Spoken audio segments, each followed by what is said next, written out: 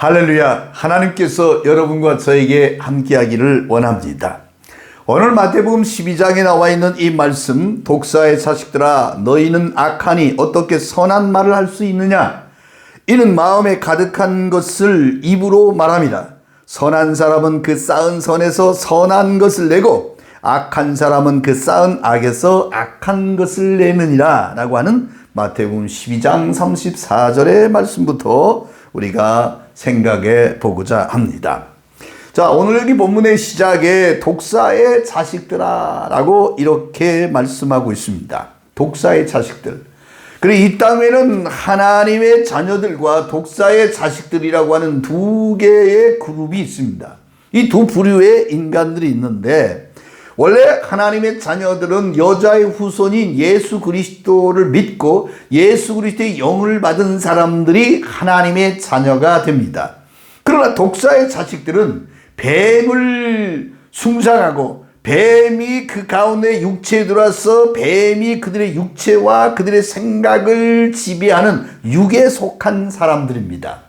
그러므로 이 독사의 자식들과 하나님의 자녀들과는 싸울 수밖에 없는 그런 상황이 전개가 됩니다. 하나는 빛의 자녀고 하나는 어둠의 자녀입니다. 하나는 진리의 자녀고 하나는 거짓의 아비를 섬기는 거짓의 자녀들이 되는 것이죠. 에덴 동산에 뱀이 있었습니다. 인간 타락의 시작이 거기서 시작합니다. 짐승 중에서 가장 간교한 짐승이 뱀이라고 얘기를 합니다. 그리하여 여자의 후손과 뱀의 후손과의 전쟁이 그때부터 계속해서 인류 역사의 마지막까지 이 전쟁이 쉬지 않고 계속됩니다. 지금 이 순간에도 우리의 싸움은 혈과 육에 속한 것이 아니라 어둠의 권세와 흑암의 권세와 공중 권세와 그리고 이 강력한 이료를 가지고 있는 사단의 논리와의 전쟁을 지금도 하고 있습니다. 이들은 흙을 먹고 살아가는 존재입니다. 이 흙이 뭡니까? 인간의 육체죠. 육체 속에 들어와서 육체가 원하는 것을 하도록 합니다. 육에 속한 인간으로 만드는 것. 이것이 바로 에덴 동산의 뱀이 하고 있는 일이라 이렇게 말씀할 수가 있습니다. 그때부터, 그러니까 창세 시절부터 지금까지 인류의 역사 속에서 뱀의 활동은 하나님과의 관계를 끊는 겁니다. 하나님과 멀어지게 하는 겁니다. 그리고 마귀가 가지고 있는 생각에 동조하고 육의 세계에 빠져서 결국은 지옥에 들어가는 죄악과 타락의 길을 걷게 하는 일에 힘써서 쉬지도 않고 정말 졸지도 않고 열심히 인간 속에 들어와서 인간들을 그렇게 타락시키려고 하는 것이죠. 그런데 예수님은 이 독사의 새끼들을, 이 독사의 자식들이라고 하는 이 말을 구체적으로 독사의 자식들아라고 지칭하여 말하자면 딱 꼬집어서 얘기한 사람들이 있었습니다. 바로 바리새인들이었죠. 이 바리새인들은 그 겉에 어떤 사람들이냐 그러면은 아주 위선적이고 가식적인 그런 사람들이었습니다. 그들의 신앙은 포장하기를 좋아했습니다. 위선적 신앙이죠. 외식하는 신앙이었어요. 회칠한 무덤이었습니다. 겉은 번지르르 하지만 속에는 썩고 냄새나는 시체와 뼈다귀들이 있는 그런 인간들이었다라고 말합니다.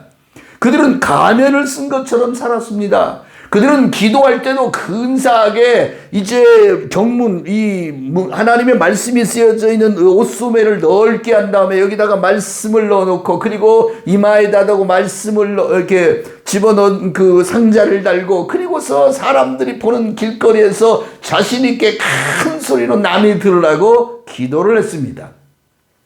예수님은 그러한 기도에 대하여 외식하는 자, 껍데기만 있는 기도다 이렇게 얘기합니다.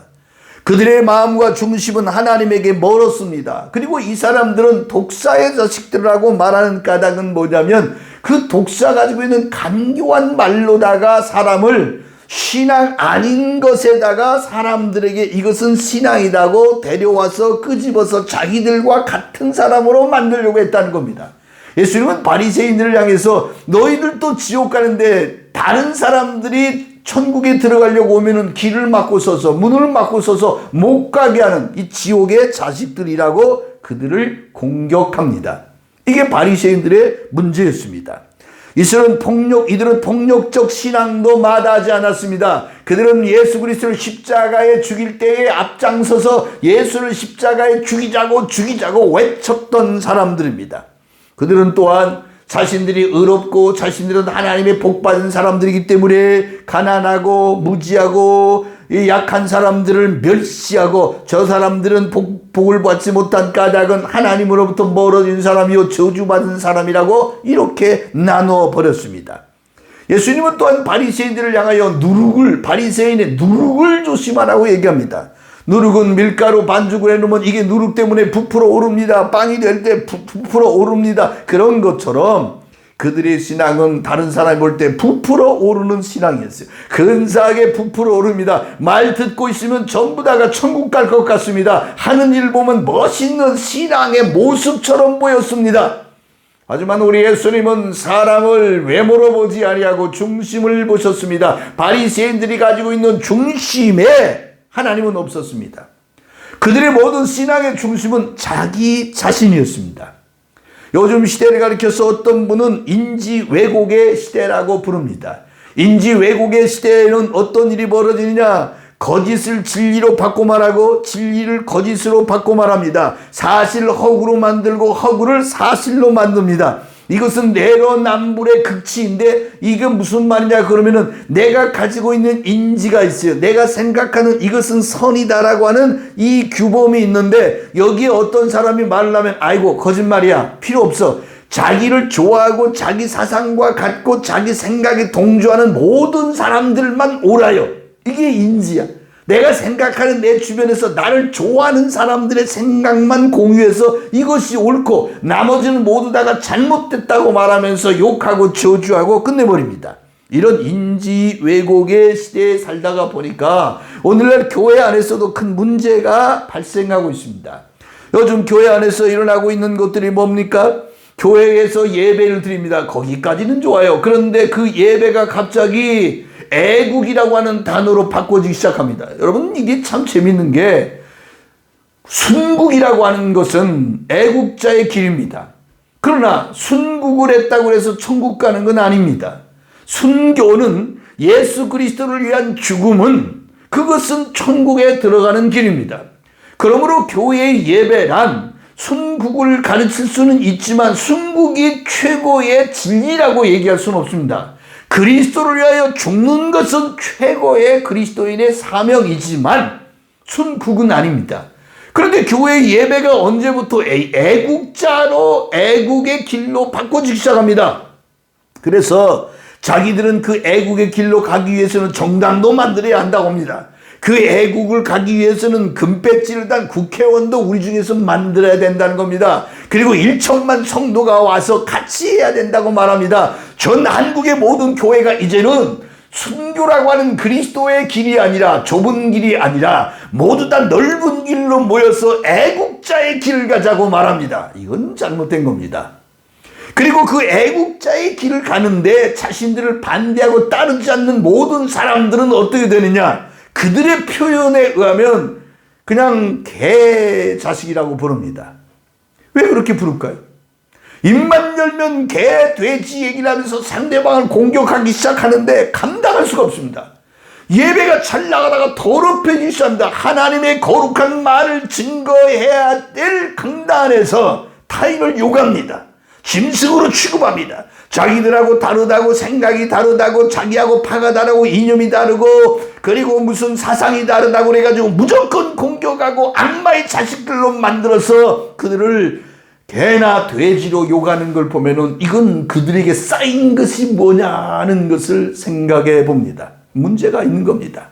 정말 문제가 있는 겁니다. 여러분 세례 요한이나 예수님이 바리새인을 향해서 독사의 자식들이라고 말한 건 맞습니다.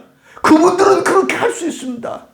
위대한 선지자들이 이스라엘 민족을 향해서 도전하고 욕할 때에 맞습니다. 그분들은 그렇게 해도 됩니다. 왜냐하면 그분들은 하나님께서 입에 담겨진 그 말씀으로 성령의 충만한 거룩한 영이 있기 때문에 그렇습니다. 하지만 오늘날 교회에서 교회를 이상한 데로 데려가고 있는 사람들을 쳐다보면서 그들의 입만 열면 하고 있는 그 더러운 말 속에 제가 하나님께 물어봅니다. 주여 저들 속에 성령이 있나이까? 제가 여러분에게 말씀드립니다. 없습니다. 성령이 있다면 그래서는 안 됩니다. 성령이 있다면 교회를 하나님이 원하지 않는 넓은 길로 데려간다라고 한다면 그것이야말로 진정한 독사의 자식들이 하는 일이라고 볼 수가 있는 겁니다. 그러므로 세례 요한은 말합니다. 독사의 자식들아, 누가 너희를 가르쳐 임박한 진노를 피하라고 하더냐. 임박한 진노. 여러분, 정권은 언젠가 바뀔 겁니다. 여당이 야당되고 야당도 여당되고요. 근데 교회가 거기 들어가서 춤을 춥니다. 덩실덩실 이리 붙었다 저리 붙었다. 그건 교회가 아닙니다. 교회는 진리의 편에 서야, 교회는 빛의 길에 서야, 교회는 의의 길에 서야 돼요. 교회는 세상에 아무리 욕을 해도 그들을 사랑하고 축복해주고 기도해주고 용서해줘야 되는 굉장한 딜레마지만 어쩔 수 없는 거예요. 그것이 우리 예수님이 하신 일이기 때문에 우리 또 그들을 위하여 기도하며 눈물을 흘리며 그들을 사랑해야 합니다. 그러나 우리가 세상에 하고 있는 정권처럼, 세상의 정치가들처럼, 세상의 말쟁이들처럼, 세상의 언변 좋은 사람처럼 같이 끼어들어서 상대방을 욕하고 도전하고 공격한다면 이것이 하나님 앞에서 옳은 일인가? 라고 하는 것을 한 번쯤 더 생각해 봐야 된다는 사실입니다. 그러므로 여러분이요, 대한민국은 개자가 들어가면 욕이 됩니다. 그런데 이스라엘 사람들은 개나 돼지도 굉장한 욕이지만 제일 무서운 욕이 뭐냐면 독사였어요. 왜냐하면 인간을 원죄로 빠뜨리게 하는 최고의 무서운 적이 바로 뱀이었기 때문에 그렇습니다. 여러분, 그런데 오늘 이 땅에서 이와 같이 욕을 하면서 모든 교회와 순수한 성도들의 양심과 그들의 열정과 그들의 마음과 영혼을 훔쳐다가 세상의 정치판에다가 던지고 세상에 금배지 하나 얻자 그러고 세상의 정당 정치에 참여해서 우리 기독교도 뭔가 대단한 일을 해보자고, 그건 대단한 일도 아니고 위대한 일도 아니고 거룩한 일도 아닙니다. 하나님이 원하는 내 마음에 기뻐하는 자요 내 마음에 합당한 자라고 말하는 것은 그러한 행위가 아니라 하나님의 의를 드러내는 것, 그의 나라와 의를 구하는 것, 그의 영원한 천국을 사모하면서 우리에게 주어진 이 땅의 모든 것은 언젠가 지나가지만 하나님의 나라가 올 때에 당당히 들어갈 수 있는 그 거룩한 백성들로 만드는 것, 이것이 바로 우리들의 사명이라는 말씀입니다. 여러분, 주변을 살펴봅시다. 저는 제목을 이렇게 잡아, 독사의 자식들은 입이 더럽다. 입이 더러운 사람 가까이 하지 마십시오. 입이 더러운 교회가 있다면 가지 마십시오. 입이 더러운 목사님들이 있다면 관계를 끊으십시오. 그에 쌓은 것이 무엇이라는 것을 입에서 나옵니다. 주님은 분명히 말씀입니다. 내 안에 쌓인 것을 입으로 말한다고. 입으로 들어가는 것은 사람을 더럽게 하는 것이 아니라 이를 거쳐 나오는 것이 그 사람을 더럽게 한다라고 말합니다. 여러분, 이를 거쳐 나오는 게 뭘까요? 두 가지죠. 먹었던 음식을 토하는 것. 또 하나가 뭐예요? 내 안에 있는 말입니다. 이 말이 사람을 살리고 죽이는 생명 권세와 죽음의 권세가 혀의 권세에, 혀에게 달려있어요. 혀는 죽고 사는 것을 가지고 있는 겁니다. 오늘 한국교회가 살아나길 원합니다. 여러분이 살아나길 원합니다. 우리 모두가 그리스도 안에서 살기를 원합니다. 선한 걸 쌓으십시오. 선한 말을 하십시오. 그 말과 그 행위만이 여러분을 주 앞에서 진노의 날을 피하고 하나님의 영광스러운 나라로 들어갈 수 있는 가장 위대한 열쇠가 될 것입니다.